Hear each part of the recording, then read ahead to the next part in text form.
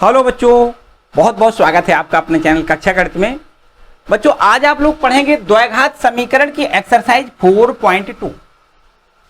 यहां पर हमें द्वैघात समीकरण को कैसे हल करना है, उसके हल करने की जो पहली विधि है वो पढ़नी है। अर्थात हमें आज गुणनखंड विधि से द्वैघात समीकरणों को हल करना सीखना है।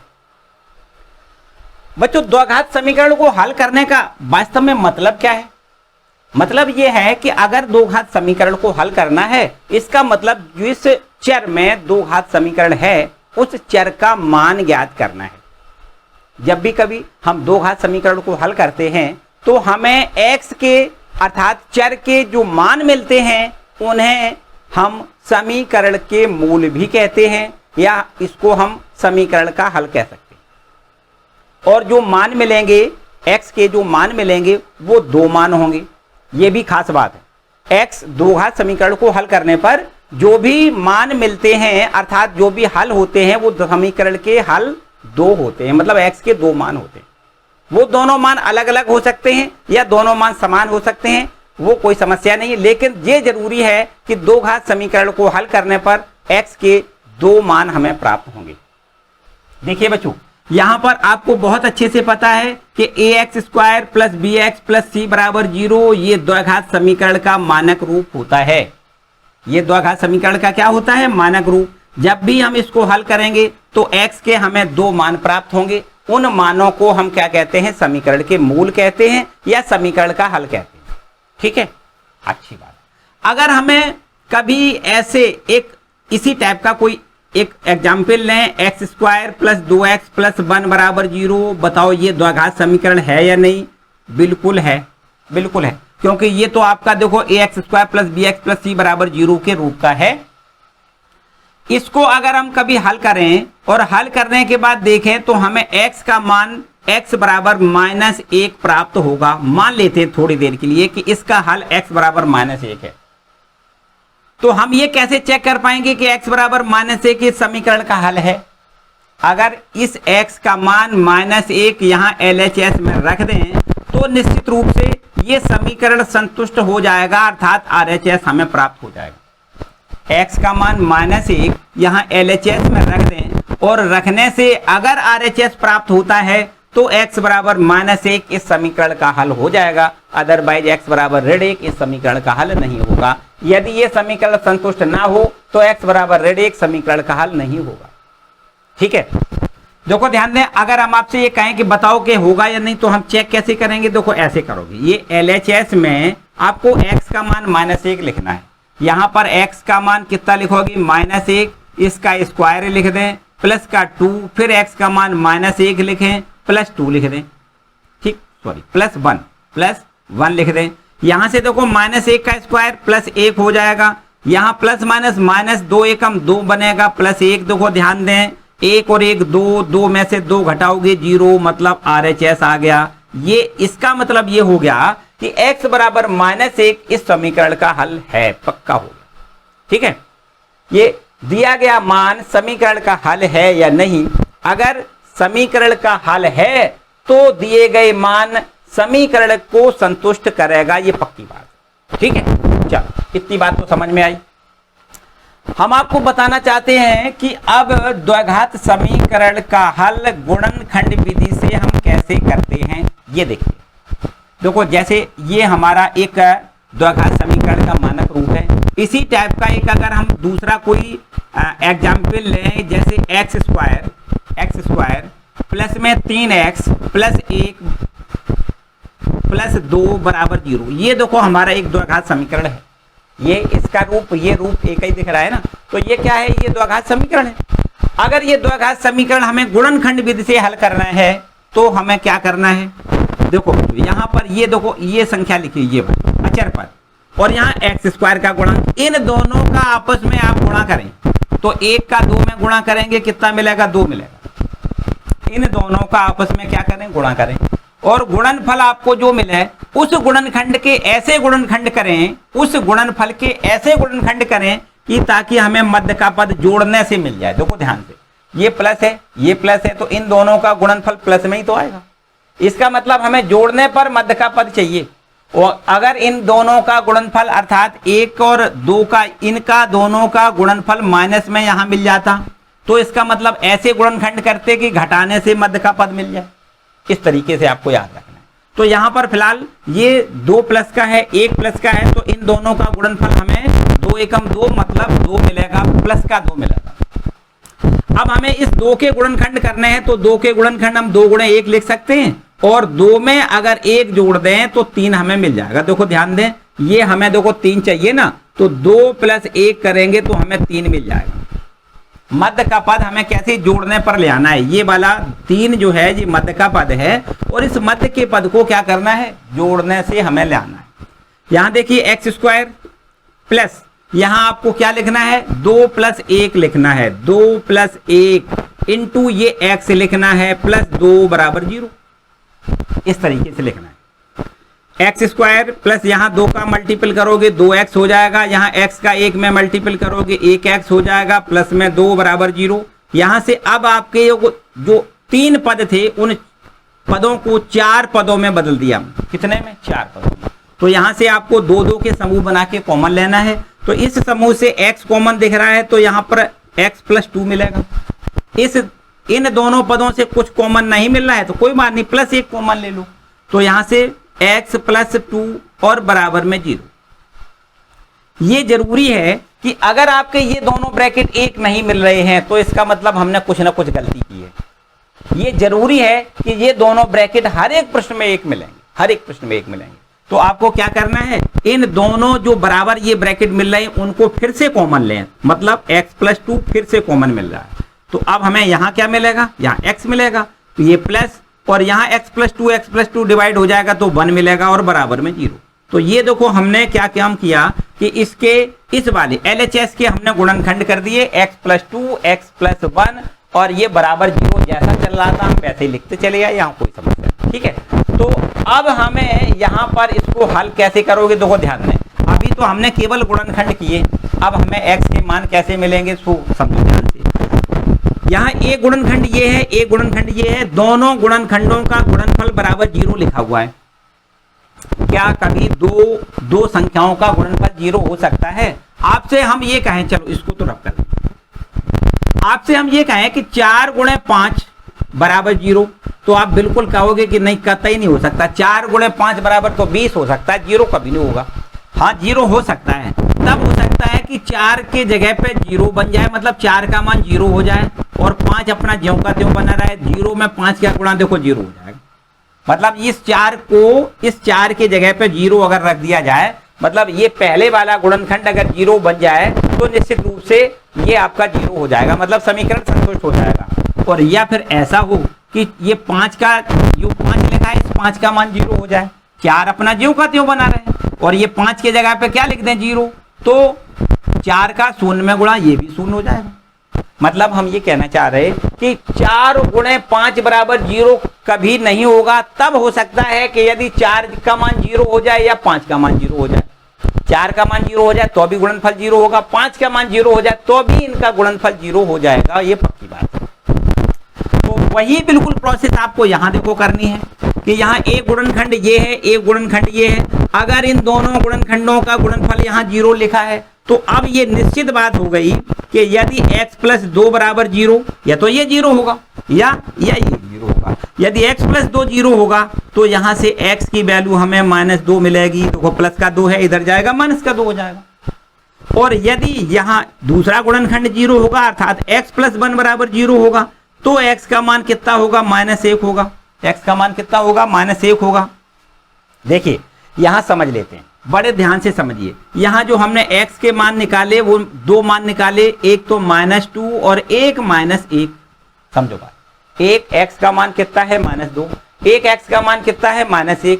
अगर x का मान -2 लिख दिया जाए तो ये निश्चित है, यहां पर x का मान -2 अगर लिख दें तो -2 प्लस 2, -2 प्लस 2 क्या हो गया, 0, और 0 का मल्टीप्लाई पूरा 0 हो जाएगा, पक्की बात। और इसी प्रकार x का मान अगर -1 लिख दें तो यहां देखिए x का मान -1 लिख दें, ये -1 प्लस 1 ये 0 हो जाएगा, और जब ये 0 हो जाएगा 0 का मल्टीप्लाई बराबर 0 हो जाएगा। तो अब ये पक्की बात है कि x का मान -2 और x का मान -1 ये बिल्कुल एकदम ठीक है, मतलब ये समीकरण का हल एकदम ठीक है। यदि इन मानों को समीकरण में रख दें तो समीकरण संतुष्ट जरूर हो जाएगा। देखो करके दिखा देते हैं, जांच करके दिखा देते हैं।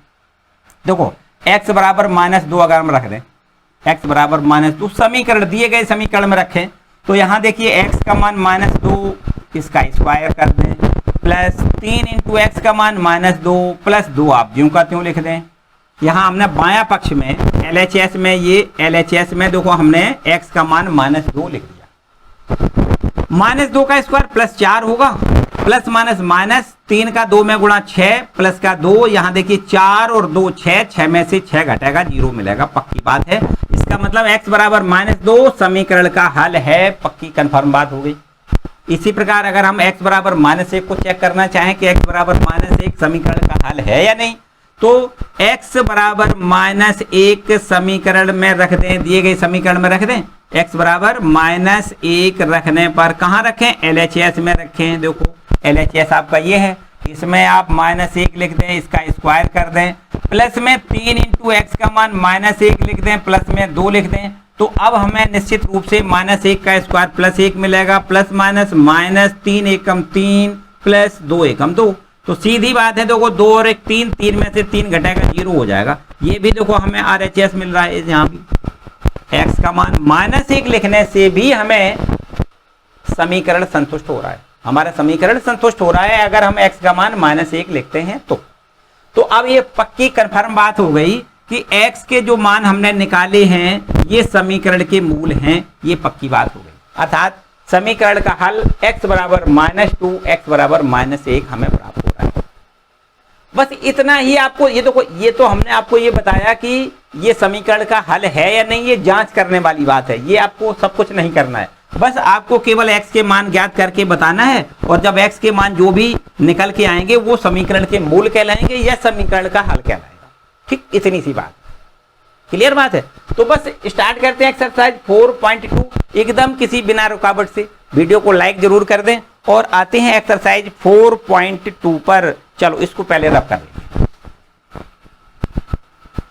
एक्सरसाइज 4.2 में आपका पहला क्वेश्चन है, देखिए लिखा है पहले प्रश्न में 5 पार्ट हैं। इसके कितने पार्ट हैं? इसके पहली एक्सरसाइज है जो आपके पहला प्रश्न है उसके 5 भाग हैं। इसमें पहला भाग आपका है x² -3x माइनस में 10 और बराबर में 0। इसमें हमसे कहा गया है गुणनखंड विधि से समीकरणों के मूल ज्ञात करिए। क्या करना है? मूल ज्ञात करना है। मूल ज्ञात करने का मतलब x के मान ज्ञात करना है। तो देखो भैया अभी हमने बताया था आपको, बिल्कुल वही प्रोसेस है। क्या करना है? ये -10 लिखा है, देखो समझ लेते हैं। ये कितना है? 10 है, और वो भी काय का है? माइनस का। तो अब ये पक्की बात हो गई कि 10 के हमें ऐसे गुणनखंड करना है जिससे कि घटाने पर ये 3 आ जाए। क्या करना है? घटाने पर 3 आ जाए। अगर ये माइनस की जगह प्लस होता तो ऐसे गुणनखंड करने होते कि जोड़ने से मध्य का पद आ जाए। यहां पर माइनस है तो घटाने से, चलो कोई बात नहीं, 10 के गुणनखंड करके दिखा देते हैं। 5 दूनी 10, और यहां देखते हैं 5 में से अगर 2 घटाएं तो हमें 3 मिल जाएगा, अर्थात ये मध्य का पद मिल जाएगा। घटाने से हमें मध्य का पद मिल रहा है। तो अब हमारी प्रोसेस बिल्कुल ठीक है, आगे बढ़ते हैं। देखो x², फिर ये माइनस। अब ये माइनस का 3x नहीं लिखना है, 3x की जगह क्या लिखना है? 2x माइनस, ये देखो 5x माइनस 2x लिखना है। तो 5x, और चूंकि यहां पर देखो ध्यान दें माइनस पहले से, तो ये माइनस का क्या हो जाएगा? प्लस हो जाएगा। चलो एक कम, ऐसे याद ना रहे तो एक स्टेप बढ़ा दो। ये माइनस अपना ज्यों का त्यों, और इसको आप लिख दें कितना? 5 माइनस 2 लिख दें, और इंटू x आप ज्यों का त्यों लिखा रहने दें। माइनस का 10 और बराबर में 0। फिर से समझ लें, देखो x² ज्यों का त्यों माइनस ज्यों का त्यों, ये 3 जो लिखा है उस 3 के जगह पे हमने 5 में से 2 घटाया। 5 में से 2 घटाएंगे 3 बचेगा। x अपना ज्यों का त्यों, माइनस का 10 ज्यों का त्यों, बराबर में 0 ज्यों का त्यों। अब यहां से देखो ये x² माइनस में इस x का यहां मल्टीपल करोगे 5x हो जाएगा, माइनस माइनस प्लस हो जाएगा, 2 का x में गुणा 2x हो जाएगा, माइनस में 10 और बराबर में 0।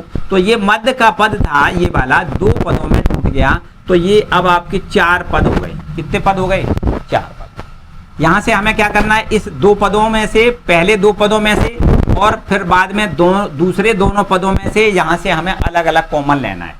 तो यहां से बताओ कितना कॉमन है, यहां से हमें x कॉमन दिख रहा है। अगर x कॉमन यहां से मिलेगा तो देखो x तो बच रहेगा, माइनस यहाँ x से x कैंसिल हो जाएगा, यहाँ 5 बचेगा। इसके बाद यहां देखो, यहां से प्लस का 2 कॉमन लें तो अब 2 से 2 डिवाइड करोगे x बचेगा, प्लस माइनस ये माइनस हो जाएगा, 2 से यहां डिवाइड करोगे 5, 2 5 10 बराबर में 0 लिख दो। ये जरूरी है कि यहाँ x माइनस 5, यहाँ x माइनस 5 हमने अभी बताया था कि ये दोनों गुणनखंड मिलना ही मिलना चाहिए, मतलब दोनों ब्रैकेट मिलना ही चाहिए। अगर ये नहीं मिल रहे हैं इसका मतलब हमने कुछ ना कुछ गलती की है। तो यहाँ पर x माइनस 5 x माइनस 5 दोनों जगह मिल रहे हैं, इनको हम फिर से कॉमन ले x माइनस 5 फिर से कॉमन लें तो यहाँ क्या बचेगा, यहाँ x बचेगा, फिर प्लस देखो यहाँ ये कॉमन चला जाएगा, 2 बचेगा, प्लस और बराबर में 0। अब देखिए अभी हमने बताया था कि एक गुणनखंड ये है, एक गुणनखंड ये है, इन दोनों गुणनखंडों का गुणनफल बराबर कितना है, 0 है। अगर दोनों गुणनखंडों का गुणनफल बराबर 0 है तो ये कंफर्म बात है, यदि ये 0 अथवा ये 0, इन दोनों में से कोई एक जरूर 0 होगा। तो आपको लिखना है यदि x माइनस 5 बराबर 0 तो आप x की वैल्यू निकालोगे कितनी, 5। यहां से देखो x की वैल्यू कितनी निकलेगी, माइनस का 5 है, इधर भेजोगे तो x बराबर कितना हो जाएगा, प्लस का 5 हो जाएगा। ठीक है, तो x बराबर हमें 5 मिल रहा है। और यदि यहां से दूसरा गुणनखंड 0 लिख दें, x प्लस 2 बराबर 0 लिख दें, तब हमें x की वैल्यू कितनी मिलेगी, प्लस 2 इधर ले जाओगे, माइनस का 2 हो जाएगा। अब यहां पर हमें जो x के मान मिले, अगर हम चेक करना चाहें तो x का मान 5 इस समीकरण में रख दें तो समीकरण संतुष्ट होगा, पक्की बात है। इसी प्रकार x का मान -2 यहां पर रख दें, x का मान -2 तो अभी ये समीकरण संतुष्ट होगा, अर्थात RHS मिलेगी, ये भी बिल्कुल पक्की बात है। तो यहां से जो समीकरण का हल है, अर्थात जो समीकरण के मूल हैं, वो 5, -2 प्राप्त होते हैं। आपको यहां क्या लिखना है, समीकरण के मूल। क्या लिखना है, समीकरण के मूल कितना लिखना है, 5, -2 लिखना है, इस प्रकार से। ठीक है, क्लियर बात हो गई। तो ये आपका एक्सरसाइज 4.2 का पहला प्रश्न, नोट करो भाई। चलो इसको रब कर देते हैं हम। देखो इसी टाइप के आपके यहां पर 5 प्रश्न हैं, 5 प्रश्न। ठीक है, कुछ एकदम सिंपल से हैं, एकदम सिंपल से। अभी यहां पर देखो जो गुणनखंड आप लोग कर रहे हैं, कुछ आज तो नया तो किया नहीं है, आपने क्लास 8 में भी पढ़े हैं, 9th में भी पढ़े हैं, और अभी पीछे 10th में भी आपने यहाँ से इनको बहुत अच्छे से पढ़ा है। कुछ नया नहीं है, एकदम आसान सी सारी बातें हैं, आपको रिकॉल एक बार करवाना है। बाकी मेरे ख्याल से सवाल नंबर 2 तो ठीक है, इसको तो आप कर सकते हो। यहाँ पर थोड़ा सा हिंट भले ही कर देते हैं। यहाँ पर देखो दूसरा पार्ट लिखा हुआ है 2x² प्लस में x माइनस का 6 और बराबर में 0। तो आपको करना क्या है, 2 और 6 के गुणनखंड करना है, 2 × 6 तो यहाँ गुणनफल कितना हो जाएगा, 12 हो जाएगा।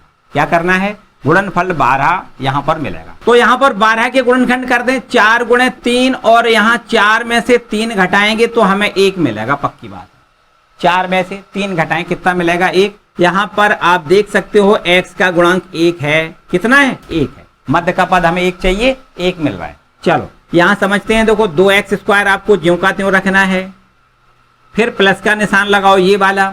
अब 1x है ना, 1x, इसको हम क्या लिखेंगे, 4 - 3। क्या लिखेंगे, 4 - 3 लिखेंगे, और x लिख दें, माइनस का 6 लिख दें, बराबर में 0 लिख दें। ठीक है, 4 में से 3 घटाओगे तो 1 मिलेगा, 1x मिल जाएगा, है ना, 1x। तो बस अब हमें यहां से आगे थोड़ा सा और आगे बढ़ना है, 2x² ज्यों का त्यों, प्लस यहाँ 4 का x में गुणा, 4x लिख दें, माइनस 3x लिख दें, माइनस का 6 लिख दें, बराबर 0।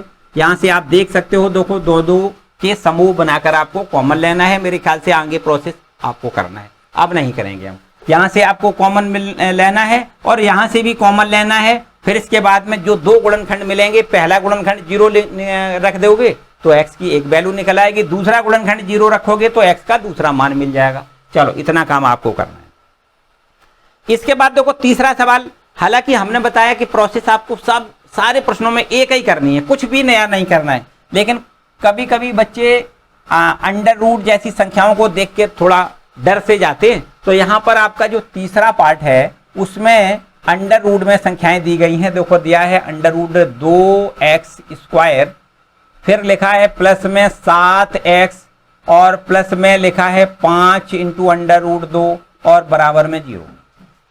चलो काम वही करना है। क्या देखो ध्यान दें, एक्स स्क्वायर का गुणांक कितना है? एक्स स्क्वायर का गुणांक आपका है अंडर रूट 2। यहाँ अचर पद कितना है? 5 अंडर रूट 2। इनका दोनों का गुणा कर दो तो 5 गुणे 2 हो जाएगा। देखो अंडर रूट 2 में अंडर रूट 2 का गुणा पूरा 2 मिलता है ना, 5 गुणे 2 हो जाएगा। अब देखिए हमें क्या करना है कि इनका गुणनफल कैसे है? गुणनफल इनका धनात्मक है, क्योंकि ये प्लस की है ये प्लस की है, तो आंसर काय में आएगा? गुणनफल काय में आएगा? प्लस में आएगा। तो आपको ये 5 दूनी 10 मिल रहा है। अब इस 10 के गुणनखंड इस प्रकार देखो कर दें, देखो ध्यान दें, 5 दूनी कितना हो गया? 10 हो गया। और 5 में 2 जोड़ें तो हमें यहां पर क्या मिल जाएगा? 7 मिल जाएगा। जोड़ने पर हमें मध्य का पद चाहिए, है ना। गुणनफल हमारा प्लस में है, इसका मतलब हम ऐसे गुणनखंड करेंगे जिससे कि जोड़ने पर मध्य का पद मिल जाए। तो 5 में 2 जोड़ोगे 7 मिल जाएगा। चलो यहां लिख देते हैं अंडर रूट 2x स्क्वायर। अगर आप डायरेक्ट लिखना चाहो तो लिख सकते हो 5x प्लस 2x। कितना लिखोगे? 5x प्लस 2x, देखो 7x बन गया। 5x और 2x मतलब 7x। और प्लस का ये 5 अंडर रूट 2 ज्यों का त्यों लिखना है, बराबर 0 लिखना है। बस 2 के समूह बनाकर आपको कॉमन लेना है, सिंपल सी बात है। बताओ इसमें से कुछ कॉमन दिख रहा है? केवल और केवल x कॉमन दिख रहा है। क्या दिख रहा है? x कॉमन, दोनों से x कॉमन लो तो यहां बचेगा अंडर रूट 2 इंटू एक्स, क्योंकि स्क्वायर है, एक x चला जाएगा, एक x बचेगा। फिर प्लस का निशान लगाएं और x से x पूरा डिवाइड होगा, 5 यहां लिखना है।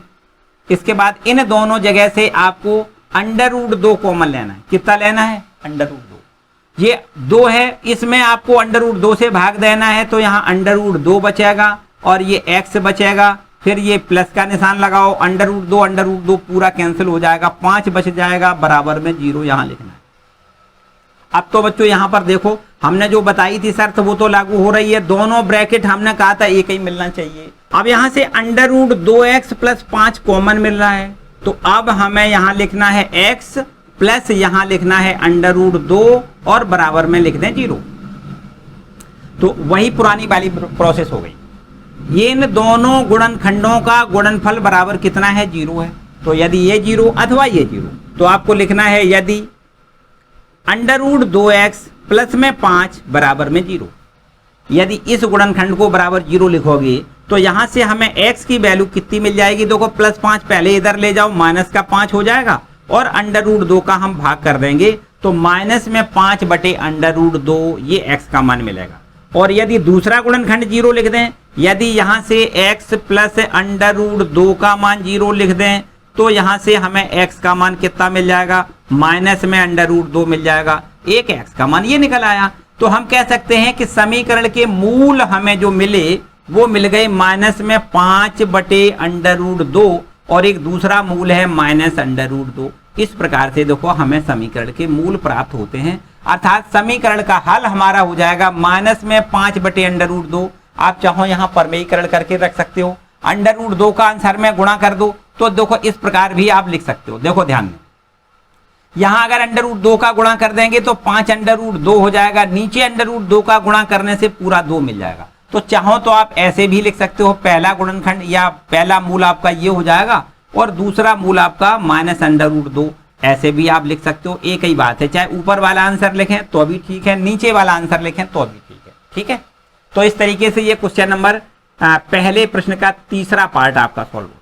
ठीक है भैया, नोट कर लो इसको। इसके बाद देखो आगे बढ़ते हैं। अब तो मेरे ख्याल से सारे प्रश्न हमने बताया कि एक जैसे ही हैं भाई। ठीक है, इसको रब कर दें, इसको रब कर देते हैं, इसको रब कर देते हैं। और इसमें से बताओ कोई अगर और पूछना है भैया। अब तो मेरे ख्याल से कोई समस्या वाली बात नहीं है, बाकी आप सभी प्रश्नों को खुद कर सकते हो। यहां पर अगर हम चौथे पार्ट की बात करें, ये चौथा पार्ट है, इसको चाहें तो बटे में जो लिखा है उसको हम खत्म कर लें। कैसे? देखो ऐसे, 2x स्क्वायर माइनस में x प्लस में 1/8 और बराबर में 0 ऐसे लिखा हुआ है। तो चाहो तो अगर ये बटे में जो दिख रहा है थोड़ा अजीब सा लग रहा होगा कि बटे में कैसे क्या होगा, उसको खत्म कर सकते हो कैसे। 8 का पूरे समीकरण में मल्टीप्लाई कर दें तो यहाँ 8 का मल्टीप्लाई हो जाएगा 16x² हो जाएगा, माइनस में यहाँ 8x हो जाएगा, प्लस में 1 हो जाएगा, इधर 0 में 8 का मल्टीप्लाई 0 हो जाएगा। तो ये आपका समीकरण बन गया। देखो ये और ये बात तो एक ही है ना। अब हमें करना क्या है, वही पुरानी वाली प्रोसेस। यहाँ देखो 16 है, यहाँ 1 है, तो 16 और 1 का गुणनखंड 16 और 1 का गुणा 16 ही होता है। और यहां से अब हमें ऐसे गुणनखंड करना है कि जोड़ने पर 8 आ जाए। जोड़ने पर कितना आ जाए, 8 आ जाए। तो बिल्कुल आसान है, 4 गुणे 4 कर दें, 4 में 4 जोड़ें 8 मिलेगा। ठीक है, इसको आप स्वयं करें। तो बस इसी प्रकार से आपका 5वां पार्ट है, इसको भी आप कर सकते हो। हम पहुंचते हैं क्वेश्चन नंबर दूसरे पर, दूसरा प्रश्न, और वो भी यहां पर लिखा हुआ नहीं है। एक उदाहरण नंबर 1 है, उसमें जो समस्या दी गई है उस समस्या को हल करना है। तो हम उदाहरण नंबर 1 पर आते हैं। देखो उदाहरण नंबर 1 में हमें क्या दिया गया है, उदाहरण नंबर 1 पर आते हैं। देखो भाई, चलो पहुंच गए भाई उदाहरण नंबर 1 पर।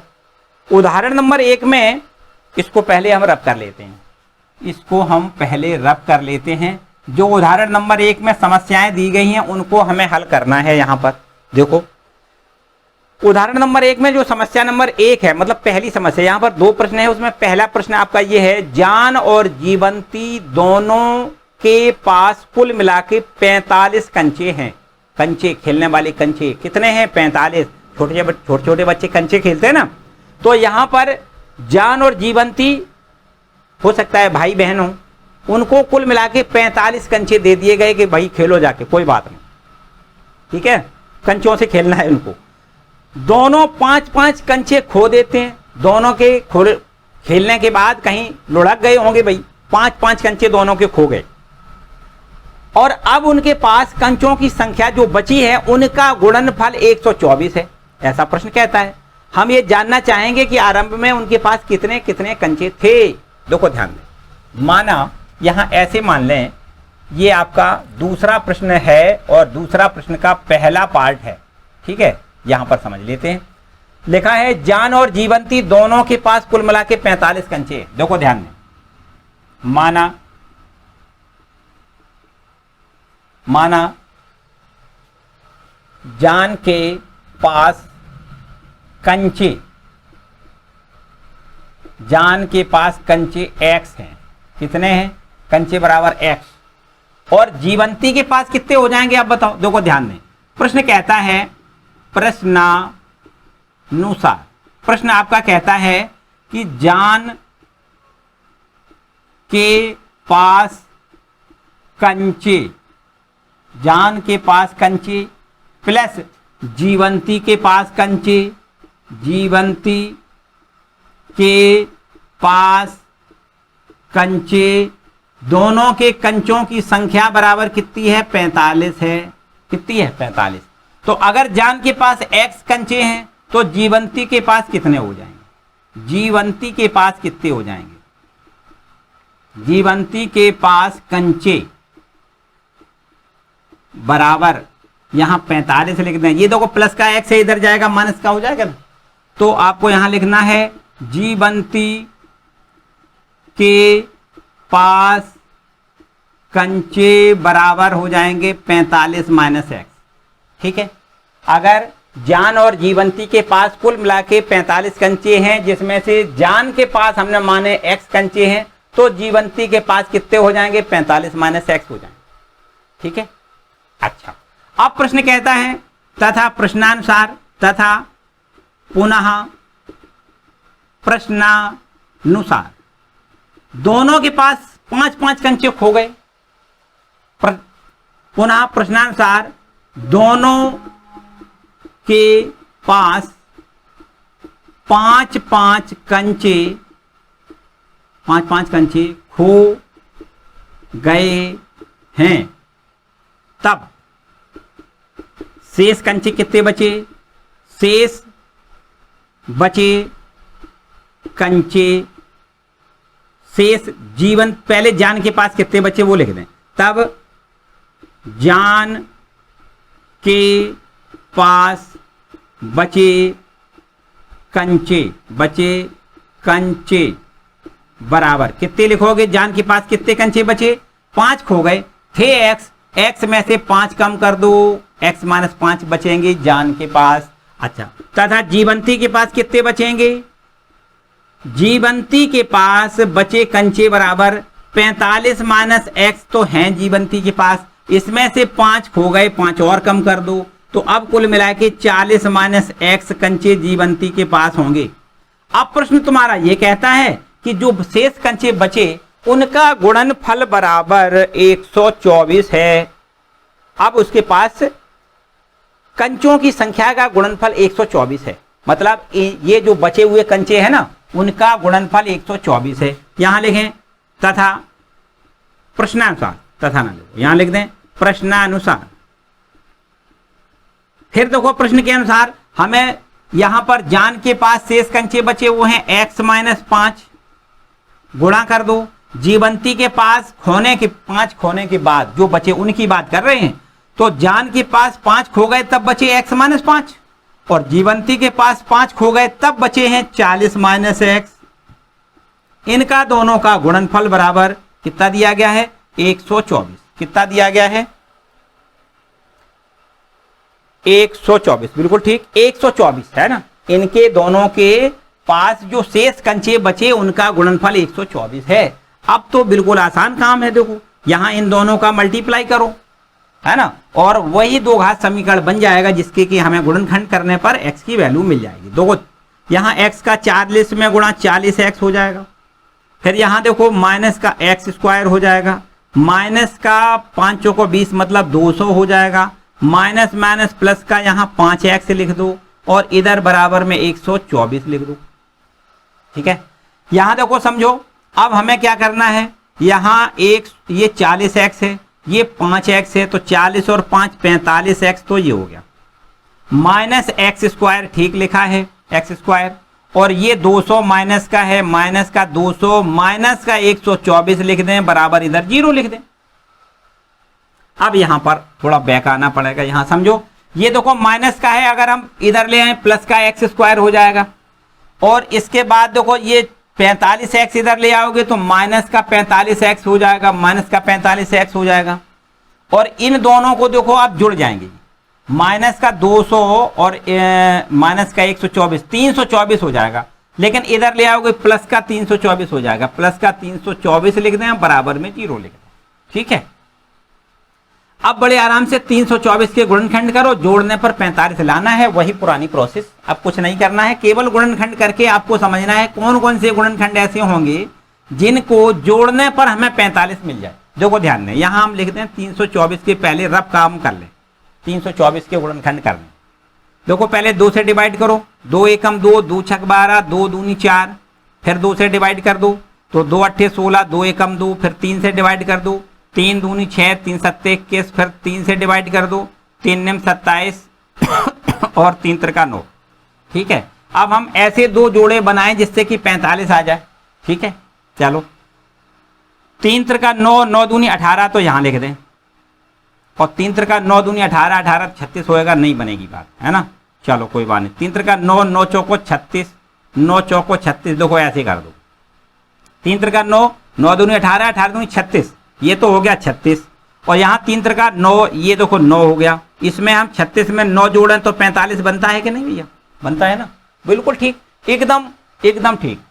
45 प्राप्त करने के लिए हमें दो गुणनखंड करने होंगे, 36 प्लस 9, कितना लिख दें यहाँ 36 प्लस 9, यहां लिखना है एक्स स्क्वायर, माइनस में लिखना है कितना 36 प्लस 9 45 हो जाएगा, इंटू एक्स लिखना है प्लस 324 लिखना है, बराबर 0। अब यहां देखो एक्स स्क्वायर माइनस में लिख दें 36x, माइनस में लिख दें 9x, देखो माइनस का अंदर मल्टीप्लाई करोगे प्लस का ये माइनस बन जाएगा, और प्लस में यहां 324 लिख दें, बराबर में 0। यहां दो दो के समूह बना के आपको कॉमन लेना है, तो यहां से आप x कॉमन ले सकते हो, यहां पर x बचेगा, फिर माइनस यहां देखो x से x कट जाएगा, तो यहां हमें 36 मिल जाएगा। इन दोनों जगह से माइनस का देखो 9 कॉमन दिख रहा है, तो 9 ये कैंसिल हो जाएगा, x बचेगा, माइनस प्लस यहां माइनस लिखना है, 9 से भाग करोगे 36 बार आएगा, बराबर यहां 0 लिख दें। ठीक है, अब देखिए x माइनस 36 हमने कहा था ये दोनों ब्रैकेट एक ही मिलना चाहिए, मिल गए। ठीक है, इसका मतलब हमने जो भी प्रोसेस किया है बिल्कुल एकदम ठीक है। चलो x माइनस 36 यहां से फिर कॉमन लेते हैं और यहाँ x माइनस 9 लिख दें बराबर 0 लिख दें। ठीक है, अब इसके बाद हमने वही पुरानी बात बताई, उस पर लागू हो जाओ भैया। क्या बताया कि यहाँ पर दो गुणनखंडों का गुणनफल बराबर 0 है, इसका मतलब या तो ये 0 है या ये 0 है। तो आपको लिखना है यदि x माइनस 36 बराबर 0, यदि x माइनस 36 का मान 0 है तो x बराबर यहाँ 36 मिलेगा, और यदि x माइनस 9 बराबर 0 तो यहाँ x की वैल्यू कितनी मिलेगी, 9 मिलेगी। देखो ध्यान दें, x की जो वैल्यू निकली यही समीकरण के हमने बताया हल होता है, यही तो हल होता है। अब आपको करना क्या है कि आपसे पूछा गया है कि जान के पास कितने कंचे हैं, तो आपको कहना है कि x बराबर 36 निकला है, और x क्या है, जान के पास कंचों की संख्या है। तो इसका मतलब जान के पास कंचे 36 हैं, x का मान 36 है ना, तो जान के पास 36 कंचे हैं। तब बताओ जीवंती के पास कितने हो जाएंगे, 45 में से 36 घटा दो, 9 बचे। कितना बचेगा, 9। मतलब जान के पास कंचों की संख्या 36 है, तब जीवंती के पास कंचों की संख्या 45 माइनस 36 अर्थात 9 होगा। 9 कंचे होंगे जीवंती के पास। और यदि हम ये माने कि x का मान 9 है तो जान के पास अगर 9 कंचे हैं, अगर जान के पास 9 कंचे हैं तो जीवंती के पास 45 माइनस 9 बराबर 36 कंचे होंगे। आपको यहां देखो इस प्रकार लिखना है,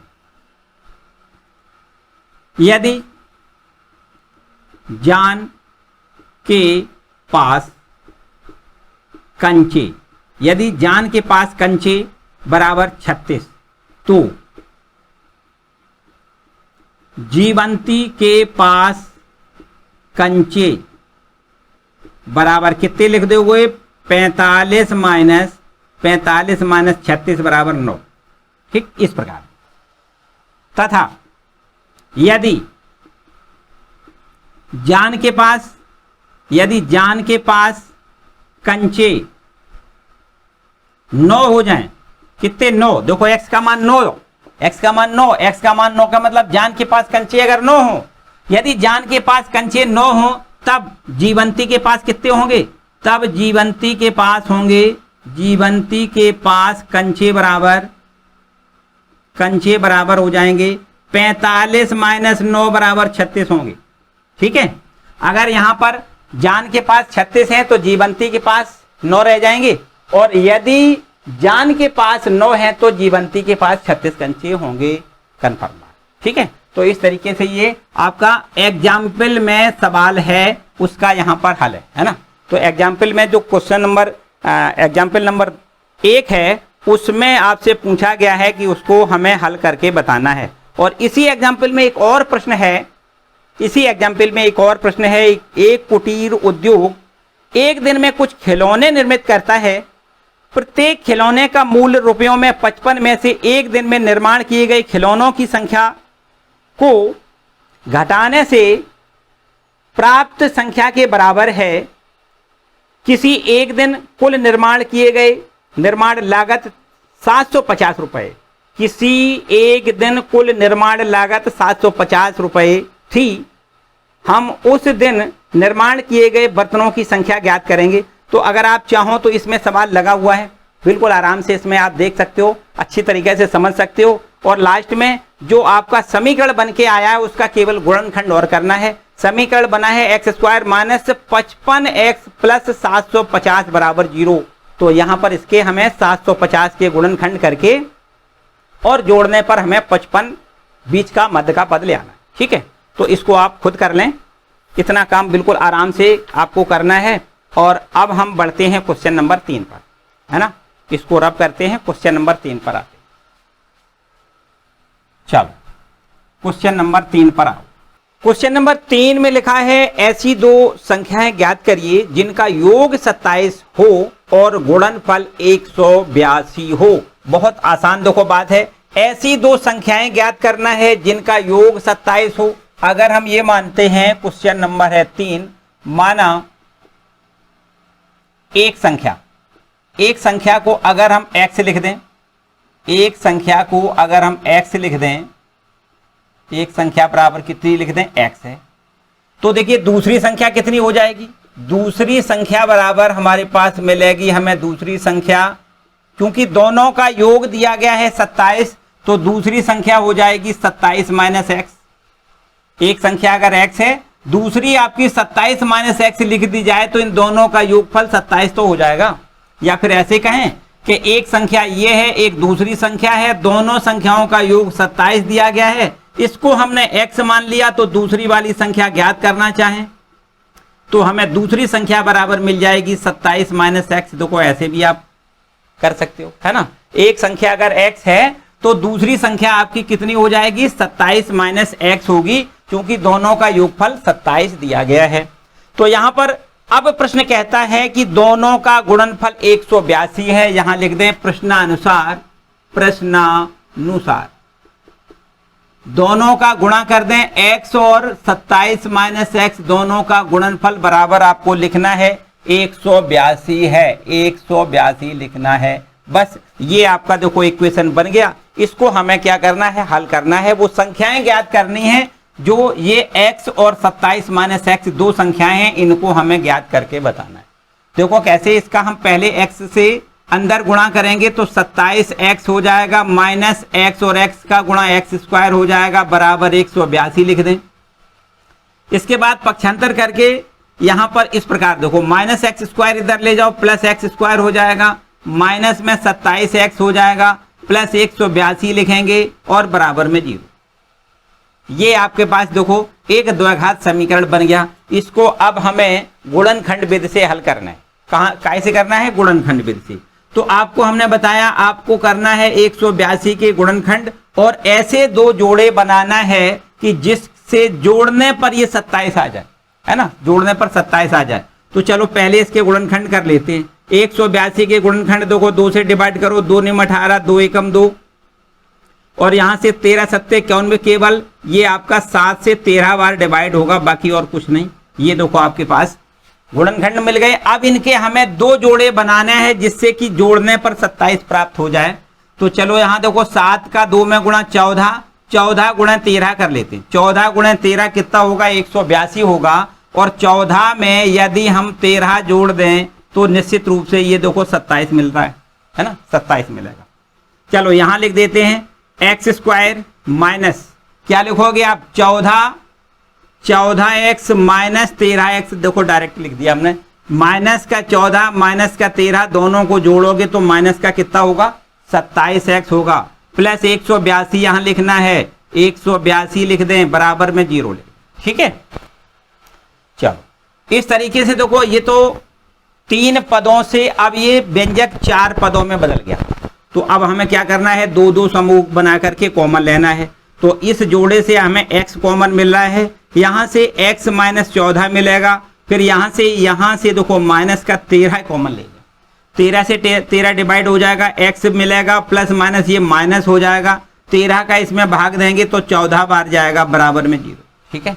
यहां हमने बताया कि ये दोनों ब्रैकेट एक ही मिलना चाहिए, अगर ये ब्रैकेट एक ना मिले तो समझो हमने कुछ ना कुछ गलती करी है। तो यहां पर x माइनस 14 फिर से दोबारा कॉमन लें, x माइनस 14, और अब आपके पास यहां बचेगा x माइनस 13 और बराबर में 0। फिर इसके बाद वही पुराना नियम कि अगर दोनों संख्याओं का गुणनफल बराबर 0 है तो या तो ये 0 होगा या ये 0, इन दो में से कोई एक जरूर 0 होगा। तो आपको लिखना है यदि x माइनस 14 बराबर 0, तो यहां से देखो x की वैल्यू कितनी मिलेगी, 14, और यदि x माइनस 13 बराबर 0, तो यहां से x की वैल्यू कितनी मिलेगी, 13, ठीक है। तो इस प्रकार से देखो दो संख्याएं जो हमसे पूछी गई थी कि वो संख्याएं बताइए जिनका योगफल 27 है। तो यहां पर देखो आप अगर ये कहें कि पहली संख्या x बराबर 14 है, पहली संख्या अगर इसको हम कितनी लिख दें, x, और x बराबर कितनी, 14 लिख दें, तो दूसरी संख्या देखो कितनी हो जाएगी, दूसरी संख्या आपकी हो जाएगी 27 माइनस 14, 27 में से 14 घटाओगे कितना बचेगा, 13, ठीक है। और यदि पहली संख्या को 13 मान लें, यदि पहली संख्या, चूंकि x का मान 13 भी तो है, अगर पहली संख्या बराबर 13 मान लें तो दूसरी संख्या आपकी कितनी हो जाएगी, तो दूसरी संख्या बराबर हो जाएगी, दूसरी संख्या बराबर 27 में से 13 घटाएं बराबर कितना बचेगा? 14। सिंपल सी बात है। तो आपके पास दोनों संख्याएं निकल के आ गई। यहां पर वे दोनों संख्याएं जो हमसे प्रश्न कह रहा है, पूछ रहा है, वो दोनों संख्याएं कौन कौन सी हो जाएंगी? वो दोनों संख्याएं 13, 14 होंगी। इन दोनों का योगफल 27 है और इनका दोनों का आपस में गुणा कर दें तो 182 मिल रहा है। ठीक है, तो इस तरीके से क्वेश्चन नंबर तीसरा कंप्लीट। नोट करो भाई इसको। अब आते हैं क्वेश्चन नंबर 4 पर। ठीक है, रब कर दे इसको। चलो क्वेश्चन नंबर 4 पर आ जाओ। चौथा प्रश्न देखो, सारे प्रश्न आसान आसान से प्रश्न है, बहुत ज्यादा परेशान होने की यहां जरूरत नहीं है। बस केवल अच्छे से सवाल को रीड करिए, बढ़िए से, और ये समझिए कि प्रश्न में क्या दिया गया है और हमसे क्या पूछा गया। दो बातें जरूर समझनी होती हैं। लिखा है 2 क्रमागत धनात्मक पूर्णांक ज्ञात करिए। आपको बताया कि 2 क्रमागत धनात्मक पूर्णांक, क्रमागत का मतलब क्रम से आने वाली पूर्णांक, तो 1 के आगे दूसरा आएगा, 2 के आगे 3 आएगा, 3 के आगे 4 आएगा, तो क्रमागत पूर्णांक में 1 जोड़ा जाता है। ठीक है, तो वो क्रमागत धनात्मक पूर्णांक ज्ञात करना है जिनके वर्गों का योगफल 365 है। तो देखो आपको ये लिखना है, माना क्रमागत धनात्मक पूर्णांक। मान लें कि क्रमागत धनात्मक पूर्णांक एक x मान लें तो दूसरा x+1 हो जाएगा आगे क्रम में आने वाला। अगर x+1 के आगे तीसरा पूछा जाए तो x+2 लिखना है, x+2 के आगे x+4 लिखना है, मतलब एक जोड़ते चले जाओ, आगे का क्रमांक मिल जाएगा। तो यहां पर केवल 2 क्रमांक हमसे पूछे गए हैं, वो दोनों पूर्णांक धनात्मक पूर्णांक आपके ये हो गए x और x+1, क्रमागत धनात्मक पूर्णांक। इनका वर्गों का योग बराबर 365 है। देखो प्रश्नानुसार देखो x का वर्ग करें और x+1 का वर्ग करें। देखो दोनों के वर्गों का योगफल, इसका वर्ग करें, इसका वर्ग करें, वर्गों का योगफल हो गया। और वर्गों का योगफल बराबर आपको लिखना है 365। कितना लिखना है? 365 लिखना है। वर्गों का योगफल 365 है। अब बिल्कुल देखो एकदम बढ़िया सा समीकरण, अभी 2 घात 10 समीकरण बन के देखो यहां तैयार हो जाएगा। करना क्या है? x² तो ठीक है, यहां इसका होल ऑफ स्क्वायर तोड़ दो। a+b का होल स्क्वायर क्या होता है? a² + b² + 2ab। तो यहां से आपको लिखना है x का स्क्वायर प्लस 1 का स्क्वायर, तो 1 लिखना है, प्लस इनका दोनों का गुणा का दूना 2x मिलेगा। और फिर इसके बाद माइनस का 365 लिख दो, 365 लिखना है और बराबर में 0। यहां देखिए x² ये दोनों पद जुड़ जाएंगे, 2x² और प्लस में यहां लिख दें 2x, और यहां 365 माइनस का है, 1 प्लस का है, तो माइनस का 364 मिल जाएगा और बराबर यहां 0 लिख दें।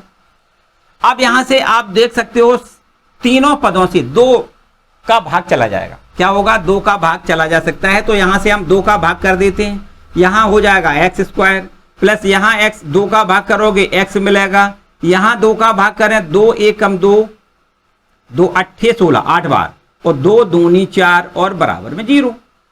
2 का भाग पूरे समीकरण में दे दिया। शून्य में भी 2 का भाग देना है, शून्य नहीं मिलेगा। ठीक है, तो इस तरीके से ये आपके पास अब 2 घात समीकरण बन गया। अब हमें करना क्या है? इसके गुणनखंड करना है। 182 के गुणनखंड कर दो और ऐसे जोड़ा बनाएं कि आपका 1 मिल जाए। यहां कितना मिल जाए? 1 मिल जाए। कैसे करोगे? चलो यहां गुणनखंड कर देते हैं। पहले 182 के गुणनखंड पहले तो 2 से डिवाइड करो, 2 ने 18, 2 1 2, वो तो वही पुराना वाला हो गया है ना, 13 7 91। तो यहां से देखो 7 और 2 का गुणा कितना हो जाएगा? 14, 14 गुणे 13, लेकिन आपको देखो यहां माइनस का निशान है, तो इसका मतलब घटाने पर एक बीच का पद चाहिए हमें। तो 14 में से 13 घटाओगे तो हमें देखो 1 मिल जाएगा। पक्की बात है ना? तो अब हम यहां लिख देते हैं x² प्लस यहां पर 1x अब नहीं लिखना है। क्या लिखना है? 14x माइनस 13x लिखना है, क्योंकि 14x में 13x घटेगा तो 1x मिलेगा। और माइनस का 182 आपको ज्यों का त्यों लिखना है, बराबर 0। सिंपल सी बात। ठीक है, इसके बाद देखो अब तो आपको बिल्कुल आसान सा लग रहा होगा कि यहां से आपको 2 के समूह बना के कॉमन लेना है। इस समूह से x कॉमन मिल रहा है, तो x + 14 यहां मिल जाएगा। इन दोनों जगह से माइनस का 13 कॉमन लें, तो 13 से 13 कैंसिल हो जाएगा, x और माइनस माइनस ये प्लस हो जाएगा, 13 का इसमें भाग 14 बार जाएगा, बराबर में 0 लिखें। तो इस प्रकार से x प्लस 14, x प्लस 14 फिर से कॉमन, x प्लस 14 कॉमन लें तो अब हमें x माइनस यहाँ 13 मिलेगा, बराबर में 0 लिखें। यहां लिखते हैं यदि x प्लस 14 बराबर 0, क्योंकि दोनों गुणनखंडों का गुणनफल 0 है तो या तो ये 0 होगा अदरवाइज ये 0 होगा। तो x प्लस 14 बराबर 0, तो बताओ x की वैल्यू कितनी निकल के आ गई, -14। ठीक है, x बराबर कितना है, -14। क्योंकि हमें क्रमागत धनात्मक पूर्णांक को ज्ञात करना है, ऋणात्मक पूर्णांक नहीं करना है, धनात्मक। तो ये तो ऋण पूर्णांक है, इसका मतलब ये इसको अमान्य लिख दें, ये हमारे योग्य नहीं है ना, ये अमान्य लिख दें। और यदि x माइनस 13 बराबर 0, तो यहां से हम कह सकते हैं x बराबर कितना, 13। तो इसका मतलब एक आपका पूर्णांक 13 होगा, दूसरा पूर्णांक होगा 13 प्लस 1, अर्थात क्रमागत पूर्णांक आपके क्रमागत पूर्णांक 13,14 हो जाएंगे। यहां लिखें क्रमागत पूर्णांक, क्रमागत पूर्णांक कितना लिखना है, x का मान 13 लिखना है, दूसरा है 13 प्लस 1 अर्थात 13,14 आंसर आएगा। ठीक है, दोनों क्रमागत पूर्णांक कितने हो गए, 13,14। ठीक है, एकदम सिंपल से हैं सारे सवाल, एकदम बढ़िया से। ठीक है, नोट करो भाई इसको। अब आगे आते हैं क्वेश्चन नंबर 5 पर। ठीक है, कर दे इसको रब। चलो क्वेश्चन नंबर 5 देखते हैं। लिखा है एक समकोण त्रिभुज की ऊंचाई उसके आधार से 7 सेंटीमीटर कम है। समकोणी त्रिभुज है और उसकी ऊंचाई कितनी है, आधार से 7 सेंटीमीटर कम है। चलो बहुत अच्छी बात है। कर्ण का मान 13 सेंटीमीटर दिया गया है, तो अन्य दोनों भुजाएं बताइए। देखो एक चित्र से बता देते, बिल्कुल एकदम आसान तरीके से आपको समझ में आ जाएगा। आप इस चित्र को पहचानो भैया, ये काय का त्रिभुज, ये कौन सा त्रिभुज है, ये समकोणी त्रिभुज है, क्योंकि यहां पर ये कोण अगर 90 है तो ये त्रिभुज आपका क्या हो जाएगा, समकोणी त्रिभुज हो जाएगा। इसमें आधार वाली भुजा अगर देखो लिखा है प्रश्न में कि जो ऊंचाई है वो आधार से 7 कम है। अगर हम आधार को x मान लें तो ऊंचाई कम है कितनी, 7 कम है। भैया ये ऊंचाई है ना, ये ऊंचाई है कितनी कम है, इस x से 7 कम, तो x में से 7 कम कर लो, मतलब x माइनस 7 हो जाएगी। तथा आगे दिया गया है उसका कर्ण कितना है, 13, कर्ण बराबर 13 सेंटीमीटर दिया है। चलो 13 लिख देते हैं। अन्य दोनों यही वाली दोनों भुजाएं हमें ज्ञात करनी है। चलो देखो यहां पर समझ लेते हैं। ये है क्वेश्चन नंबर 5। माना समकोणीय त्रिभुज का आधार बराबर मान लेते हैं कितना, x सेंटीमीटर है, आधार x सेंटीमीटर है। तब ऊंचाई कितनी हो जाएगी, तब ऊंचाई बराबर हो जाएगी x माइनस 7। क्यों हो जाएगी, प्रश्नानुसार, ये प्रश्न के अनुसार ऊंचाई आधार से 7 कम है, इसलिए हमें ऊंचाई कितनी मिलेगी, x माइनस 7 मिल जाएगी। अब कर्ण तो प्रश्न में दिया गया है, यहां पर लिख दें समकोणी त्रिभुज में पाइथागोरस प्रमेय लगा दें। पाइथागोरस प्रमेय से आप बहुत अच्छे से जानते हो, पाइथागोरस प्रमेय जानते हो ना। कर्ण का वर्ग बराबर, किसी भी समकोणी त्रिभुज में कर्ण का वर्ग अन्य दोनों भुजाओं के वर्गों के योग के बराबर होता है। क्या होता है पाइथागोरस प्रमेय, ये लिख देते हैं। चलो ये होता है, चलो पूरी बात लिख देते हैं, लंब स्क्वायर प्लस आधार स्क्वायर और बराबर यहां लिख दें कर्ण का स्क्वायर। यही तो पाइथागोरस प्रमेय कहती है कि जो कर्ण होता है उसका वर्ग अन्य दोनों भुजाओं के वर्गों के योग के बराबर। अन्य दोनों भुजाएं कौन कौन सी भाई, लंब और आधार। लंब और आधार के वर्गों के योग के बराबर कर्ण का वर्ग होता है। तो यहां देखिए लंब कितना है, x माइनस 7 है। लंब या ऊंचाई एक ही बात है। लंब कितना है, x माइनस 7, स्क्वायर लिख दें, प्लस आधार कितना है x का स्क्वायर लिख दें, बराबर कर्ण कितना है 13 है, तो यहां 13 का स्क्वायर लिख दें। यहां देखिए स्क्वायर इसका तोड़ो, x स्क्वायर प्लस 7 सत्ते 49 लिख दें, माइनस 7 दूनी 14x लिखें, प्लस x स्क्वायर ठीक है, और 13 169, 13 का स्क्वायर 169 होता है। इधर ले आएंगे माइनस का 169 लिख दें, बराबर में 0। चलिए यहाँ एक्स स्क्वायर दोनों जोड़ दें तो कितना हो जाएगा 2x²। माइनस में यहाँ लिख दें 14x, और ये देखो 49 और ये 169, इसमें आपको माइनस का है, ये प्लस में है तो यहाँ माइनस का बचेगा। देखो 9 में से 9 घटाएं 0, 6 में से 4 घटाएं 2 और 1 आपका ज्यों का त्यों, तो हमें यहाँ 120 मिल रहा है बराबर में 0। यहाँ देखिए फिर वही काम, दो सब में पूरे तीनों पदों से 2 कॉमन मिल रहा है, तो 2 का पूरे समीकरण में भाग कर दें। यहाँ मिलेगा x² माइनस यहाँ देखो 2 का भाग तो 7x, और यहाँ 2 का भाग तो 60 और बराबर में 0। ठीक है, तो इस तरीके से अब बड़े आराम से इसके हम गुणनखंड कर सकते हैं। 60 के गुणनखंड करें और घटाने पे 7 चाहिए, 12 पंचे 60, और 12 में से 5 घटाएं देखो 7 मिल जाएगा, यहां से देखो 7 हमें चाहिए ना, 7 मिल जाएगा। तो 12 - 5 लिखना है। क्या लिखना है देखो ध्यान दें, x² माइनस में 12x लिखना है, प्लस में 5x लिख दो भाई, क्योंकि माइनस का 12 5 घटेगा प्लस का 5, माइनस की 12x में प्लस 5x जोड़ोगे तो माइनस का 7x मिलेगा, और माइनस 60 आपका ज्यों का त्यों और बराबर में 0। देखिए यहां से 2 के समूह बना के कॉमन लें, इस समूह से आपको x कॉमन दिख रहा है तो x - 12 और प्लस आगे 5 कॉमन दिख रहा है, तो यहां भी आपको x - 12 मिलेगा बराबर में 0 लिख दें। ठीक है, x - 12 फिर दोबारा दोनों जगह से कॉमन है तो x - 12 फिर कॉमन लें, तो अब आपको यहां मिलेगा x + 5, कितना मिलेगा x + 5 मिलेगा बराबर में 0 लिखें। दोनों गुणनखंडों का गुणनफल बराबर 0 है, तो यदि यहां लिख दें यदि x - 12 बराबर 0 तो x बराबर कितना मिलेगा 12 मिलेगा, और यदि यहां पर समझो x + 5 बराबर 0 तो x बराबर -5 मिलेगा। यहां लिख दें इसको अमान्य या अग्राह्य। क्यों, इसको हम क्यों मान्य नहीं करेंगे, क्योंकि आधार ऋणात्मक थोड़ी होता है, कोई भी दूरी ऋणात्मक नहीं होती है।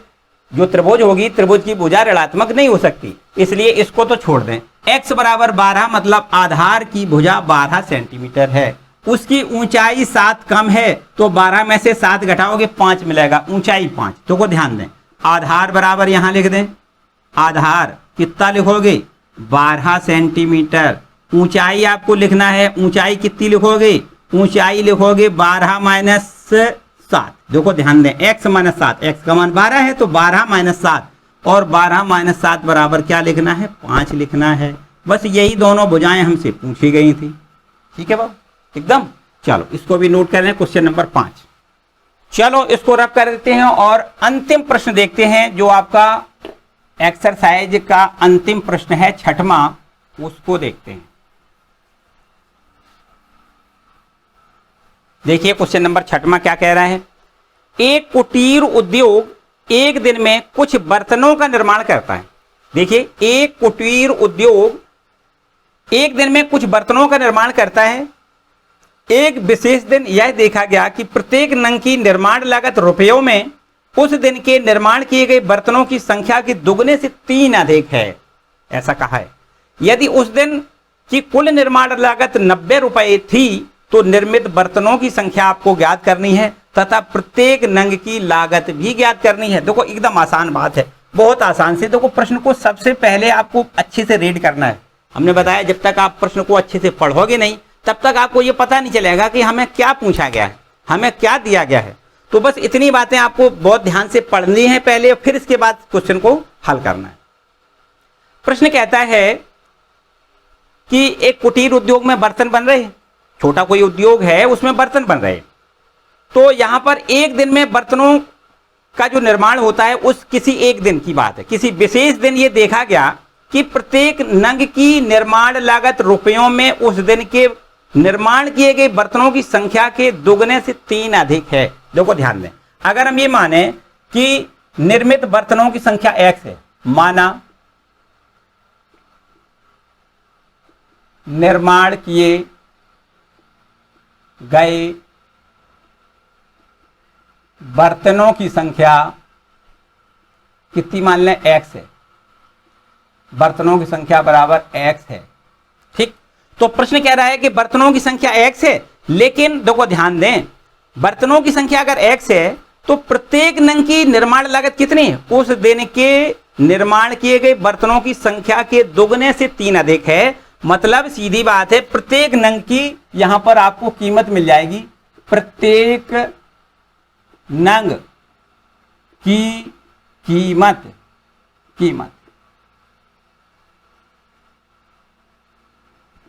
प्रत्येक नंग की कीमत कितनी हो जाएगी?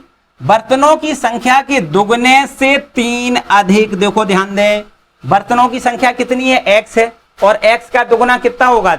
2x होगा, और उस दुगने से 3 और अधिक, 3 जोड़ दें इसमें, तो प्रत्येक नंग की कीमत कितनी निकल आएगी? 2x + 1 रुपया। रुपयों में लिखा है ना, ठीक, इतनी बात ठीक है। अगर कोई बर्तन निर्माण कंपनी एक दिन में, ध्यान दें, एक दिन में x बर्तन बनाती है, एक बर्तन की कीमत इतनी है, तो x बर्तनों की कीमत कितनी हो जाएगी? निर्माण किए गए की लागत, मतलब कुल लागत कितनी हो जाएगी? एक बर्तन की लागत इतने रुपया है, और टोटल लागत पूछी गई है, जो बर्तन बने उनकी टोटल लागत, तो क्या करना है? आपस में गुणा करना है। देखो, कुल लागत, कुल निर्मित बर्तनों, कुल निर्मित बर्तनों की लागत बराबर कितनी? देखो प्रश्न के अनुसार दी गई है 90 रुपए। एक दिन में 90 रुपए के बर्तन बन रहे हैं, कुल निर्मित बर्तनों की लागत कितनी है? 90 रुपया। अब देखो ध्यान दें, x × 2x + 3 बराबर आपको क्या लिखना है? 90 रुपए। ठीक है, समझ में आ रहा होगा। देखो फिर से एक बार समझ ले, अगर प्रश्न कहता है कि कुल टोटल x बर्तन बन रहे और एक बर्तन, देखो नंग का मतलब एक बर्तन से है, एक बर्तन की कीमत है 2x + 3 रुपया, और बर्तन बने x, तो x बर्तनों की कीमत कितनी हो जाएगी? दोनों का गुणा कर दें, तो दोनों का गुणनफल प्रश्न के अनुसार ये 90 रुपए है। इसकी लागत कितनी है प्रश्न के अनुसार? 90 रुपए। एक दिन में जो लागत, मतलब जो खर्च हुआ है या कॉस्ट है उसकी, वो कितनी है? 90 रुपए। इनका आपस में गुणा कर दें, बस देखो द्विघात समीकरण बन जाएगा। यहां लिख दें 2x² + 3 का x में गुणा 3x लिख दें, इधर ले आओ तो -90 लिख दें, और बराबर 0। अब यहां से देखिए, ये कोई संख्या ऐसी नहीं है जिसमें हम भाग कर दें, जैसे 2 का भाग तो यहां चला जाएगा, लेकिन यहां जाएगा नहीं, यहां भी चला जाएगा, तो हम 2 का भाग नहीं कर सकते, 3 का भाग नहीं कर सकते, तो कुल मिला के जो भी लिखा है उसी के हमें गुणनखंड सीधे करने हैं। यहां देखिए 2 और 90 के गुणनखंड करो, ये 2 है, ये 90, और 2 और 90 के गुणनखंड करो। यहां पर देखो माइनस का चिन्ह, इसका मतलब घटाने पर हमें क्या चाहिए? 3 चाहिए। पहले गुणनखंड कर लेते हैं, फिर जोड़ा बनाएंगे, तो 2 आपका ठीक है। 90 के गुणनखंड करो, 90 के गुणनखंड कर दें तो 3, 3 × 9, 9 दूनी 18, 18 पंचे 90, ऐसे लिख दें, ठीक है, 18 पंचे 90। तो अगर यहां जोड़ा बनाए, देखो 5 दिया तो ये 15, ये 5 का और ये 3 का हमने गुणा कर लिया, और इसके बाद में देखो 2 तिया 6 और 6 दूनी 12, तो यहां पर हमने 2 जोड़े बना लिए, कितने? 15 और 12। इनको आपस में घटा दें, तो यहां पर घटाने पर देखो मध्य का पद 3 मिल जाएगा। ठीक है, तो इस तरीके से यहां से हमें इस प्रकार लिखना है 2x² + यहां 3x की जगह क्या लिखना है? 15x - 12x, 15x माइनस का 12x, और माइनस में 90 बराबर में 0। 15x में से 12x घटेगा तो 3x मिल जाएगा। और यहां से देखो 2 के समूह बनाकर कॉमन लें, तो यहां से हमें केवल और x कॉमन मिलेगा। देखो इन दोनों जगह से क्या मिलेगा? x common. यहां मिल गया 2x + x कैंसिल हो जाएगा, 15 लिख दें यहां पर, 15। आगे से माइनस का देखो यहां पर 6 कॉमन मिल रहा है, कितना? 6 का भाग यहां ने 6 दूनी 12, मतलब 2x, माइनस माइनस यहां प्लस हो गया, 6 का इसमें भाग दें तो 15 बार जाएगा, 15 × 6 = 90 होता है ना, 15 बार जाएगा। तो यहां से 2x + 15, 2x + 15 कॉमन, 2x + 15 मिल रहा है, और इसके बाद यहां बचेगा x - 6 बराबर में 0 लिख दें। ठीक है, तो अब वही पुरानी बात, दोनों गुणनखंडों का गुणनफल बराबर 0 है, तो आपको यहां लिखना है यदि 2x + 15 बराबर 0, तो यहां से x का मान हमें माइनस में 15/2 मिलेगा। देखो ये प्लस का 15 इधर जाएगा, माइनस का 15 2 से भाग कर दें, तो इसको x की जो वैल्यू निकली है वो माइनस में निकली, तो ये अमान्य लिखोगे, क्योंकि बर्तनों की संख्या तो देखो भाई एक पूर्णांक राशि होगी। बर्तनों की संख्या 10 हो सकती है, 5 हो सकती है, 15 हो सकती है, 20 बटे में नहीं हो सकती, ऋणात्मक नहीं हो सकती। तो ये बर्तनों की संख्या ऋणात्मक नहीं हो सकती, इसको हम अमान्य लिख देंगे। ये हमें मान्य नहीं, ठीक, इसको अमान्य लिख दें। तो यदि यहां लिख दें, यदि दूसरा गुणनखंड x माइनस 6 बराबर 0, तो यहां से x की वैल्यू कितनी मिलेगी? 6। अर्थात बर्तनों की संख्या, उस दिन बर्तन कितने बन गए? उस दिन बर्तन 6 बने। बर्तनों की संख्या कितनी है? किसी विशेष दिन, जिस दिन वो बर्तनों का किसी विशेष दिन की बात हो रही थी ना, तो विशेष दिन जब बर्तन बने, उस दिन कितने बर्तन बने? 6 बर्तन बने। और प्रत्येक नंग की जो कीमत है वो कितनी हो जाएगी? 6 दूनी 12 और 3 जोड़ दो, 6 दूनी 12 प्लस 3 मानी 15। बर्तन बने 15। तो यहां पर लिखें बर्तनों की संख्या, क्या लिख दें? बर्तनों की संख्या बराबर कितनी लिखोगे? यहां 6। और प्रत्येक नंग की कीमत कितनी लिखनी है? तथा प्रत्येक नंग की कीमत बराबर कितनी लिखनी है? 2 × 6 प्लस 3, 6 दूनी 12 3 15 रुपया प्रत्येक नंग की कीमत है। ठीक, इस प्रकार से आपको देखो ये सवाल क्वेश्चन नंबर 6वां आपको हल करना है। ठीक है, तो इस एक्सरसाइज में बच्चों बस 6 ही प्रश्न थे, बहुत ज्यादा बड़ी एक्सरसाइज नहीं थी। उम्मीद है कि आपको अच्छे से समझ में आ गई होगी, किसी प्रकार की कोई समस्या नहीं। अगर कोई समस्या है तो भैया कमेंट सेक्शन में कमेंट करके जरूर पूछें। ठीक है, तो आज के लिए फिलहाल इतना ही। मिलते हैं अगले वीडियो में। वीडियो को लाइक जरूर कर दें, चैनल पर नए आए तो चैनल को सब्सक्राइब कर लें और बेल आइकन दबा दें, जिससे आने वाले वीडियो का नोटिफिकेशन आपको मिले। Thank you for watching.